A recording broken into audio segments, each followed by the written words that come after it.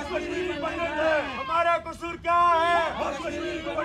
हमारा कसूर क्या है? 45 बच्चों के लिस्ट को रिलीज करो, 45 बच्चों के लिस्ट को रिलीज करो। भारत सरकार होश में आओ, भारत सरकार होश में आओ, 45 बच्चों के लिस्ट को रिलीज करो। नमस्कार, देख रहे हैं आप यंग बाइट्स में प्रिया कोल।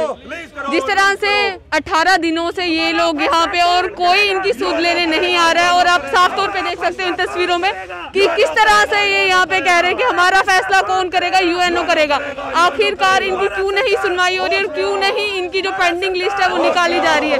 इनसे बातचीत करते हो, जानते हैं हम।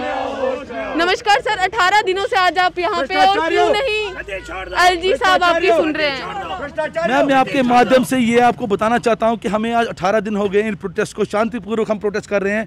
कोविड काल में हम सरकार की जो गाइडलाइंस है कोविड के वो हम फॉलो कर रहे हैं, वरना हमारी गैदरिंग यहाँ पर आप सोच नहीं सकते थे ज़्यादा होती, पर हमने खुद ही यहाँ पर लिमिटेड बंदों को बुलाया है क्योंकि गवर्नमेंट की जो रूल है उन पर चलना है। तो एक तरफ से गवर्नमेंट हमारी कोई सुनवाई कर नहीं रही है। हमने हाल ही में गवर्नर साहब को हमने 8 सितंबर को फाइल दी थी अपनी, उन्होंने कहा था कि हम आपके जो ये केस है इसको हम देखेंगे, हम ये कर देंगे, पर आज 1.5 महीना नजरअंदाजी क्यों देखी जा रही है सर? ये भ्रष्टाचार है या गवर्नमेंट की नीति नहीं है हमें कश्मीर वापस भेजने की?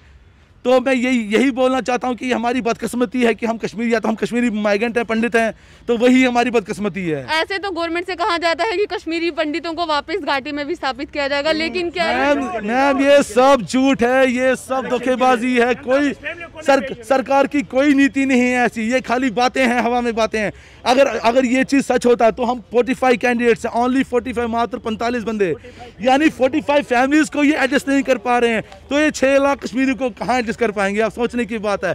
ये सब धोखलेबाजी है, सब झूठे आश्वासन है, हमें कश्मीर माइंड को पागल बनाया जा रहा है।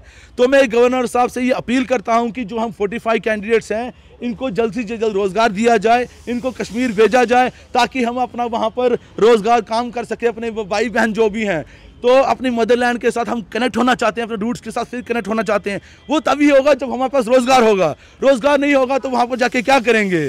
तो मैं गवर्नर साहब से, अपने मोदी साहब से ये अपील करता हूं कि हमारे 45 कैंडिडेट्स की लिस्ट को जल्दी से जल्दी रिलीज किया जाए।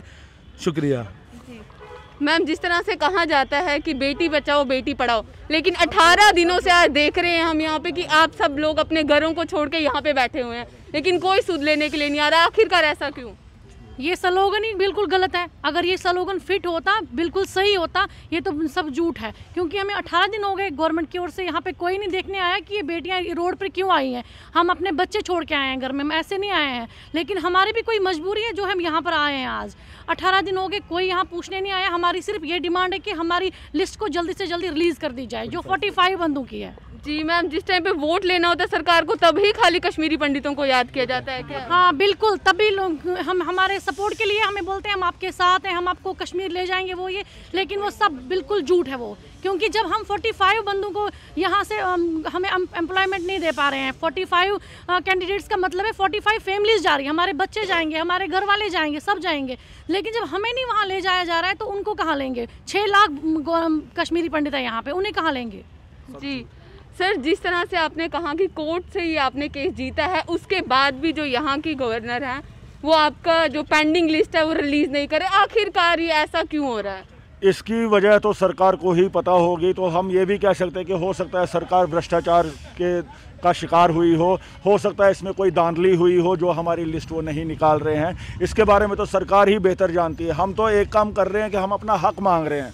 हमें इसके साथ कुछ नहीं है कि सरकार ने क्या किया, भ्रष्टाचार कर रही है, अंदर ही अंदर कुछ पॉलिसी चला रही है, क्या कर रही है, हमें उसके साथ कोई लेना देना नहीं है। हम तो सफ़र कर रहे हैं। आज देखिए हमें सरकार ने कपड़े निकालने तक पे मजबूर कर दिया, सड़कों पे लाया हमें। अब क्या सरकार चाहती है कि हमारी चमड़ी तक वो उतार दे? ये सरकार जो है, सरकार को सोचना चाहिए कि अगर ये 45 फैमिली सड़कों पे आई है, इनको रोज़गार किस तरह से दिया जाए और इनके बारे में किस तरह से सोचा जाए, और इनको झूठे आश्वासन ना दे सरकार क्या करे, कंक्रीट स्टेप उठाए, इनका लिस्ट निकाले, 45 कैंडिडेट्स का लिस्ट निकाले और इनको वापस कश्मीर भेज दे। 18 दिन से यहाँ पे आपके पास कोई मिलने के लिए आया क्या? आप 18 दिन की बात कर रहे हैं, ये 2010 से हम लड़ रहे हैं एक हिसाब से।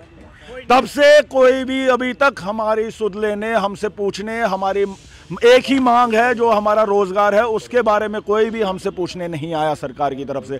और ये बड़ी विडंबना है कि कश्मीरी पंडित या इस देश के नागरिक होने के बावजूद भी कोई भी सरकार की तरफ से हमसे कुछ भी पूछने के लिए नहीं आया।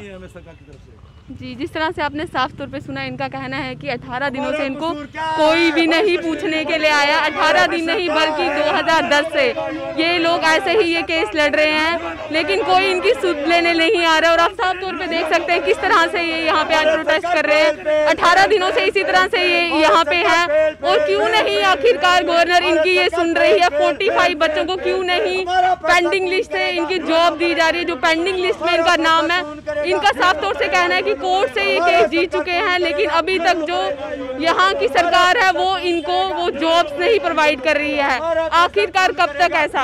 इसी तरह जुड़े रहिए यंग बाइट्स के साथ। वीडियो जर्नलिस्ट सुशील पिंटा के साथ। धन्यवाद।